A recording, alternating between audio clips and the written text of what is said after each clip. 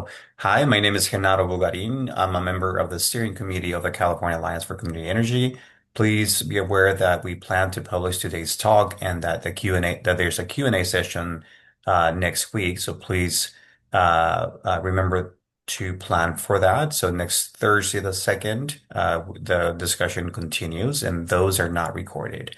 The Zoom link for the follow-up discussion will call is the same as the one for today's call. Now I'll introduce our speaker in just a moment. The California Alliance for Community Energy envisions a community-based and democratized energy system which promotes affordable, resilient, local renewable energy resources, prioritizing low-income communities that have historically suffered inequitable access to essentials such as affordable energy and a healthy community. That's part of our vision statement. So with that, thank you for joining us today. Our topic today is CCA 3.0. It is a concept that we'll hear more about in a momentarily from Paul. It employs a cutting-edge behind-the-meter, on-site, interoperable renewables and flexible storage technology strategy. The result is a reduction in physical grid and pipeline demand at the on-site and community levels. CCA 3.0 calls for a focused municipal program design and staffing plan to engage customer investment in DERs. Under CCA 3.0, CCA 2.0's core centralized energy procurement strategy is refocused around community redevelopment-centered operational business models, purposely inclusive of all customer classes and local job development. CCA 3.0 program design sets in place a series of strategic changes enabling implementation of locally built, locally owned, locally used, and locally shared renewable energy systems for a truly local Green New Deal. So that was a lot, and I'm glad that Paul is going to break that down for us.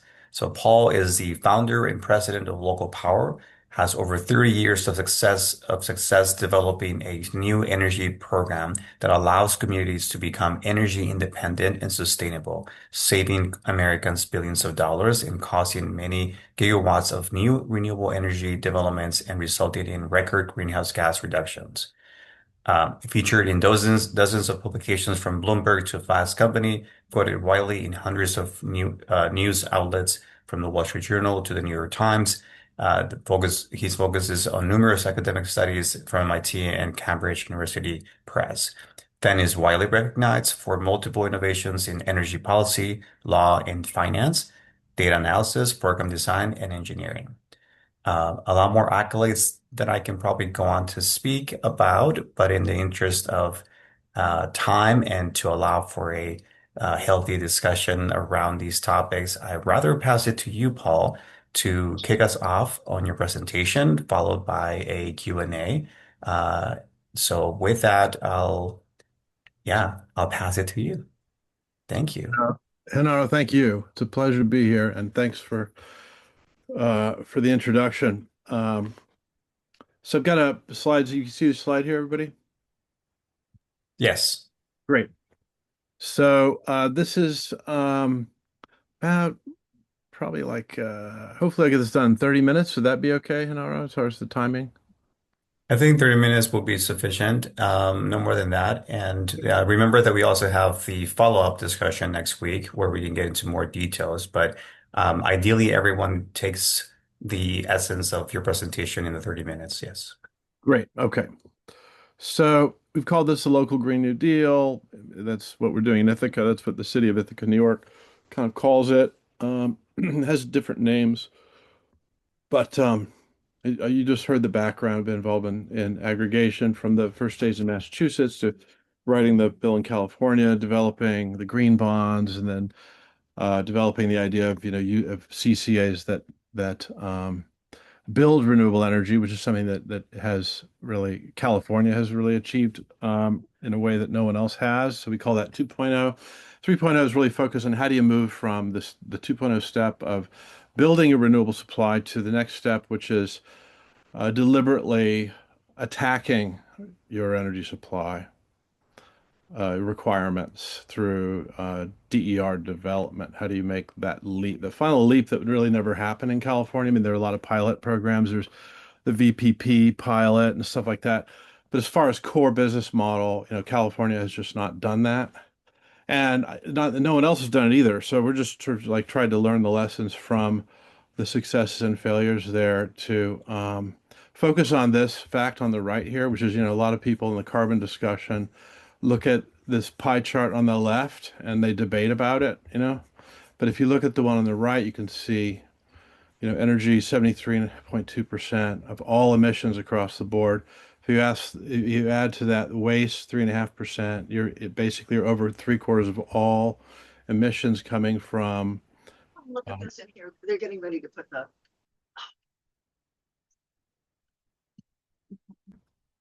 We good? Okay. Yes, Uh, thank you. okay. So three-quarters of all carbon emissions, right? And that's a metric. It's not the only goal of the program, but as far as measuring what is real change, this image on the side shows you how you at least the target, that you can hit the target if you focus on that fact and not on the pie chart on the left.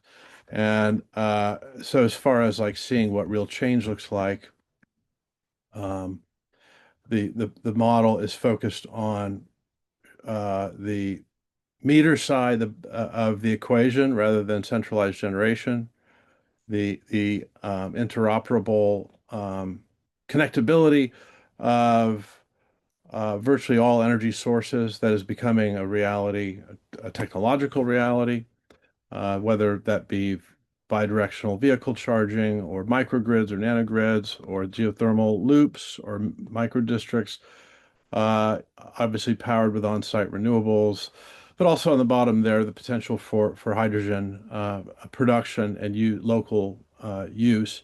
So there is the model is centered on what we call energy convergence, which is, how do you make these systems totally interoperable, and then how do you focus on self-consumption to eliminate or minimize grid use to basically to transcend the paradigm for rooftop solar the past quarter century, which was net metering, export. How do you shift to on-site self-consumption in order to focus on eliminating demand as opposed to greening supply or monetizing renewable assets? So just as framework wise, 1.0 was Massachusetts in the mid 90s, 2.0 was California in the first decade of this century, and they were created by state legislation and municipal legislation, state authorizing laws and municipal ordinances. Um, 2.0 also used charter amendment, charter authorities for green bonds. Um, the 3.0 model, in a way, is like 1.1, 2.1, really, because it's designed to be implementable in either of those environments, to not depend upon whether you're buying through a retail supplier or a wholesale supplier, and whether the various details of the laws and regulations that restrict CCA are in place, because there are different degrees of restriction, as many of you know. So why deploy a hyperlocal, interoperable, user-owned, all energy solution in all buildings? That's the concept here. And the idea is really it is an energy transition focus approach. So it's kind of departing from the notion of incrementalism of having higher levels of renewable energy or more rapid decarbonization, instead to a tipping point kind of approach, was saying how do we make the leap from a supply-centered aggregation to a demand-centered aggregation? What are all the different implications of that leap? And those are implications about not just about owning your power, because we do view that as an essential attribute, that the so-called equity pathway to the transition, that unless there is a transfer of ownership, there will be no energy transition, simply because the transition is essentially a premium product. And so to go from premium product to everybody gets it, there has to be a change in ownership. And but also to shift from supply side solutions to demand side solutions, and to overcome these really crippling long-term structural barriers to supply side renewable energy, whether that is in fuels, whether that is greenwashing and market distortion, which is basically a chronic illness of the energy industry, and in order to overcome those, we need a different, but not just a different technological model, but also a different ownership model. But specifically for it to be community wide, which is an essential attribute of the model, that it can't just be 10% of the population or 20% of the population that is reached. It has to reach the whole, at least and potentially legally, the whole population without needing some kind of big change, like a new grid or an upgraded grid or new regulations or new utility tariffs or all these dependencies, which have really stalled out, in my opinion, the energy transition. So how do we do that? Demand reduction at the point of demand can reduce carbon pollution at a level that nothing else can. But you've got to have a business model that captures the benefit of demand reduction for the user owner and then extend eligibility to all users. And so that's where the basic program design is centered on. Otherwise, they are simply not affordable, and that's the fait accompli of the situation that we can't get non-incremental change. We can get renewable energy like California's done, the CCAs have done, but when they did it, whereas the 1.0 programs outside of California really have not, I mean, except for a much smaller level. But the old idea was just aggregate, opt out, enroll to get cheaper electricity to be greener within competitive rates. But usually it was either certificates or existing supply, not new supply. And so no real climate benefits. And it was easier to implement, and it spread quickly, and that was part of its success, the 1.0 model. But it just came up short on the renewable side, and we're looking for physical change, whether that's measured by climate or by energy independence or by societal equity. But that's not real change. So we moved on, and 2.0 was really how that was conceived, was just like how do we go beyond this very narrow market environment of the East Coast from 25 years ago. So today we regard this as a huge opportunity for comprehensive change because there is so much CCA out there that it covers most of the United States in terms of being legal. It serves upwards of 10% of all Americans. But California is really what made it exciting, frankly, that the big leap that occurred about 15 years ago and has been occurring and proving itself out over the past during that time, which gave all this. There was a new model. It went from an outsourced model to an insourced model where you have staff that are running the CCAs, not brokers and consultants, although there are consultants, but they're significant staff, and really reframe CCA as a form of public works with the green bonds, the idea of using aggregation to secure long-term assets and not just going year to year buying certificates and buying power from the market. So 2.0 is a big success. There's lots of numbers to point to in different ways, different metrics that show the success. And that you could do that you could have significantly higher levels, not just of purchasing green energy, but you could build it and you could do it without having premiums that you could generally remain competitive with utility rates. And so big success. You guys don't need to hear about the numbers, but $24 billion so far in green bonds issued by a handful of CCAs in California. That was the largest in the US last year. But mostly what they built, centralized generation, mostly what they built is has limited societal benefits apart from the fact that they financed it that way. They're long-term pre-purchase agreements with third parties but the assets are captured in the cost of the energy, so there is that benefit of lower rates with long-term committed facilities. So it did succeed in California, really on renewables in an unprecedented way. But from a climate point of view, from an energy transition point of view, or a climate equity point of view, or an energy democracy point of view, not successful, not really at all. That it left the energy users in a passive role and became bureaucratic, which tended to reproduce many of the behaviors that we used to associate with the utilities, such as avoiding the reduced sales of energy. And this indeed is the key to decarbonization, reducing the sales of grid power and not just greening supply. So the potential's been proven. $50 billion committed of investments in California compared to just RECs purchased everywhere else. Big leap. But for energy transition, not really enough. And so this is a list of the benefits that would be associated with a real energy transition. I won't read them through to you, but I think you would kind of recognize most of them. Um, and so the 3.0 project is intended to take that leap in a number of ways.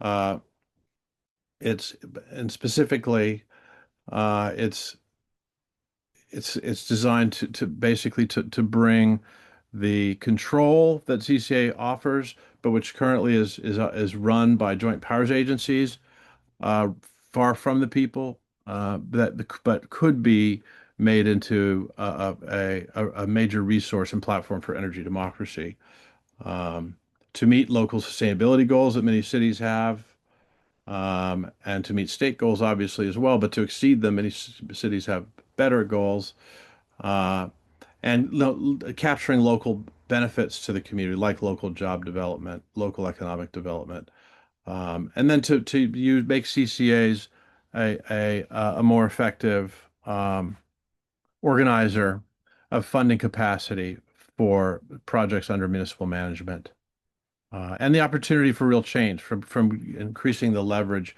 to cause change inside of the model. So this is very much trying to answer the United Nations framework for 2030, which referred to addressable carbon sources.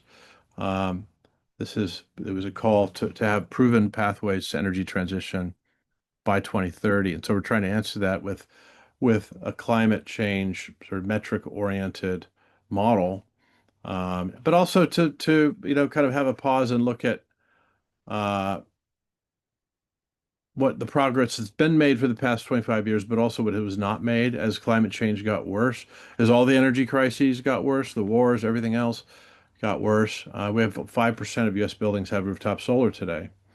Instead, all the focus of the industry is on greenfields and has everyone fighting over whether you support solar farms in on forests and farms and deserts.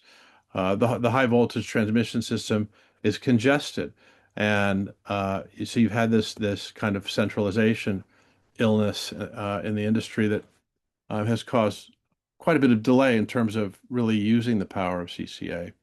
Um, 1.0 model, Massachusetts and other states have is really gives control to suppliers, and 2.0 really gives that control to municipal governments. They then handed it to joint powers agencies and staff. 3.0 is trying to create a new level, a new layer of empowerment at the user level to try to get particularly watching how many uh, activists have been sort of pushed out of CCA since they were formed, trying to come up with an idea for how the energies of the active part of the community could be directed toward more direct action, basically, to add cooperation and democracy to this policy so it isn't so bureaucratic. Um, the 2.0 entities are, as a rule, unresponsive to or under responsive to local citizen participation, in my view. I think that's quite glaring shortcoming of the California CCAs, from my experience. And they reflected the fact they've chosen large centralized renewables mostly. And even when they do local stuff, it's focused on VPPs and centralized solutions, using it for centralized purposes. Um, so 3.0 focuses ownership and control of smaller systems, distributed energy resources, emphasizes cooperation and sharing, and focuses management on municipal government. That is the layer beneath, so-called beneath the CCA layer, to facilitate local energy democracy. So the layering effect is looking at 2.0. That was a layering, right? 1.0 was very simple, just aggregation, but 2.0 was a layering of aggregation with finance. These were separate legal authorities. The green bonds were not written under AB 117. They were written under city charter, San Francisco City Charter Authority, and the authorities were combined in a local law that was adopted by the city. And so the methods that are used by CCAs, whether to issue green bonds through the financing authority or to enter into long-term power purchase agreements, are based upon not just one but layers of authorities. And 3.0 adds many layers. So it's essentially trying to make this program structure more robust, deeper, um, and to use powers that are unique to municipal governments that CCAs themselves do not have. Those are both powers and capacities. It adds both the local democratic participation, which is a key element um, uh, of DERs and of degrowth, um, and but also adds the capacities of staffed democratic institutions that have people on the ground that know their communities, have a connection to the community, that have public meetings, public hearings that are actually accessible to the general public and to activists, not, an hour drive away somewhere in some corporate campus with, very difficult to reach for many people. So to localize the political dimension, and but also looking at member municipalities as the essential missing layer in this, not the CCA. So not to have the innovation take place within the CCA agency, but underneath it, so to speak. Sorry. Um, and so looking at this green layer as the CCA underneath it, these different municipalities, each with its own neighborhoods, and viewing them as a layer in relation to each other, understanding that they're different, they have different capacities, and that the capacities they have are result in essentially disconnected programs or barely connected programs on usually that what the CCA says it's doing and offering the public and what the city says it's doing will be basically unconnected, and they're just referred to as, quote, programs.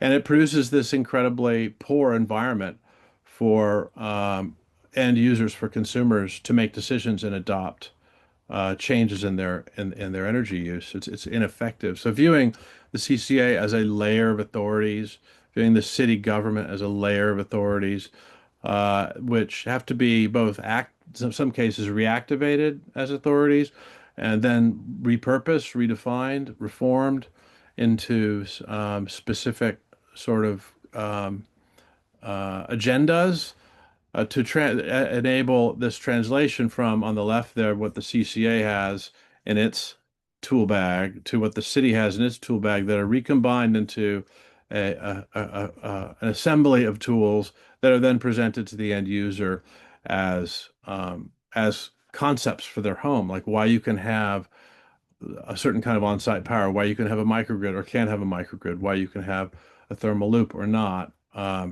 Why, right? The complexity of that has to be organized for the end user to understand how to produce more leverage, right? The CCA has certain layers that advantages that give like revenue control, on-bill administration, forecasting of costs, right? But cities themselves have many other powers that are highly germane to local energy, ownership of the transmission distribution paths, the franchise rights, the rights of way, the operation of trash and water services and other services. So having the billing relationships, being permitting entities that are involved in interconnect of DERs, having planning authority and leverage in how local activities are facilitated or not facilitated, having a tax and billing relationship off of the utility bill, having an autonomous billing relationship with every building owner, and having the powers to issue green bonds, right, which sort of cross between cities and CCAs. These are the layers that really constitute capacity to support a localization, not just the technologies themselves, which tends to be the focus of these discussions. But technology configuration is an essential component. I'll try to speed up here and finish in time because addressable carbon here, the four sources of addressable carbon defined by the UN: power, heat, trash, vehicles, that these four services are becoming interoperable and they can be uh, uh, designed and built as interoperable systems. And so, as such, they can provide self-consumption capacities on the side of a building so that they do not need to export power in order to pay for themselves. They don't depend upon utility export tariffs, net metering tariffs, and so on for their financing. So, looking at cross-addressable carbon for electricity, distributed energy resources, energy efficiency. It's focused on reducing energy demand as a product, so to speak, for heating, the ability to reduce to electrify and power with on-site resources and to share heating and hot water systems. For waste, the opportunity to make hydrogen out of non-recyclable wastes, and for local use, which it falls under the municipal authority over landfill and sewage management. Obviously is more complex, involves other agencies, but a significant source of climate emissions and a significant opportunity for decarbonization and localization. Then obviously EVs, which come into the mix as a form of both of eliminating uh, vehicle-associated climate impacts, but also the opportunity, a major opportunity to introduce ubiquitous bidirectional storage on site of these power systems, again, to enable self-consumption on the site. So you got geothermal and photovoltaic system integration, you have hydrogen integration, you have the bidirectional vehicle to home vehicle integration into buildings, and looking at them together, the opportunity to create interoperable systems that penetrate the behind the meter environment, and it can penetrate some depending on the location of the distribution system environment to open things up for DERs on a different level. So on the other side of it, apart from technology, is the ownership pathway and being focused on customer ownership versus third-party ownership to focus capacity on designing co-investment pathways to improve and facilitate adoption, to extend ownership and investment opportunities to the whole community, not to small groups. So that's a big focus of this program design. To get independence from the tariff regimes, the export tariff, net metering regimes, and to facilitate interoperability, which is now very much a reality, and to be able to break into transmission and distribution charges, the delivery fees being the key strategy of the utilities to claw back their monopolies, now have extremely high T and D side charges on the bills, and that's something that DERs that self-consume are able to uniquely eliminate. So that's a strategic advantage there. And so replacing a supply side model with a shared savings model from avoiding grid energy use, as well as natural gas pipeline use. So taking all these layers that have been brought to CCA, adding some new ones from the ones we're all used to some new ones like user ownership, shared use of systems, and this is the kind of the program that we're implementing now in New York, Ithaca, the city and town of Ithaca, New York, a program called Tompkins Green Energy Network.